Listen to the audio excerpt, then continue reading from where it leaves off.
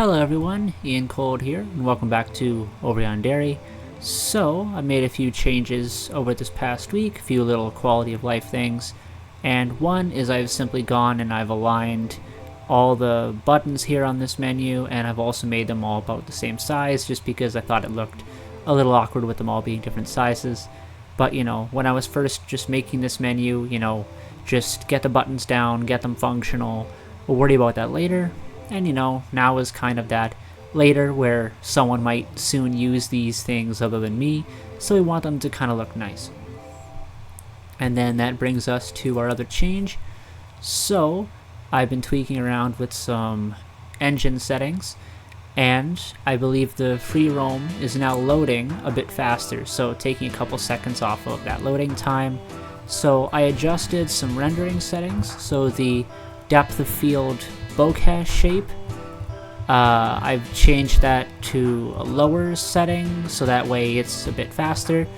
I also adjusted the DVH build quality, which has to do with occlusion culling. This is a 2D game and a fairly simple 2D game. I'm not really doing anything with any crazy shaders, so I don't really know if that's really going to affect this game much. For some 3D games that might make a big visual difference, but here really it's just a little improvement, so load time should be a bit faster now. And another thing is that interactables are now collidable objects, so you can no longer walk right through this wall or this NPC as if you were a ghost. That was something I had on my radar for a while, but now that I actually have the time to go back and just do it, that I was able to get to it. And I really think it just helps. It just makes the game feel a bit better, a little more polished.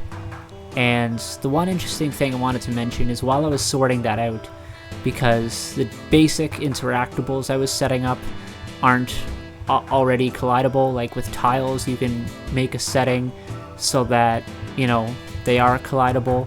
That's pretty easy. But for the basic nodes, not really. You have to add something special. There's a separate collision shape, not just the interaction area. And that was something. And there was a bug I accidentally introduced where there was a mess up with the layers and masks.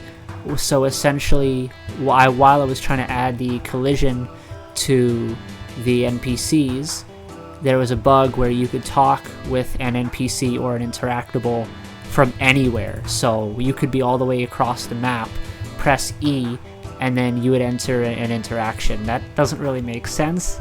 Or like you'd be standing way back here and you'd be able to talk to this NPC, So that was a weird thing with layers. So that kind of scared me because I'd already applied it to a couple NPCs, so had to go back and handle that, but it's all good now.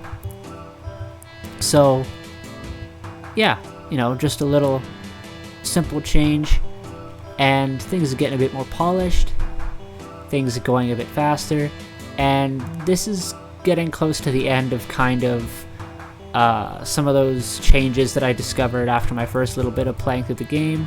So this next week or two is probably going to be spent more on playing through the game, getting all the endings, one by one, playing the other question sets, making sure they're okay, and doing more of an in-depth test, things like that. Also, I'm going to be testing on different hardware. So right now I'm on a computer with about 12 gigabytes of RAM. I know not everyone has 12 gigs of RAM, so I'm gonna try and test this game, and especially the free roam loading, because that's a pretty impactful scene. I'm gonna try testing that out on a computer with more 8 gigs of RAM, something a little closer to what the average person might have, or not like a gaming computer, something like that. So I'll be doing that testing as well, because the little things like setting the running track sound to use the sound volume and settings, I've set that now. So all those little things are handled, and some more art is being worked on. It's a little bit slow, so we're probably not looking at an April release Now it's probably going to be another month or two that I'll be working on this game, but you know, that's alright. A little bit more time to polish things up. One of the things I might look at is adding a sprint meter, because right now the sprint is unlimited. So things like that. But yeah, that's what I've been up to this week, and I'll be doing some more in-depth testing of the endings, getting the endings, all the different things like that.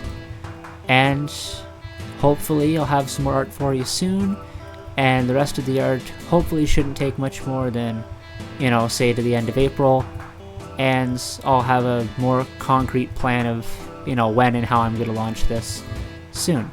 So yeah, that's what I've been up to this week. Those are my plans going forward for the rest of March. A bit more testing, maybe a bit more quality of life features. So that's it. I'm Ian Cold. This has been Over Yandere for this week. Thank you for watching.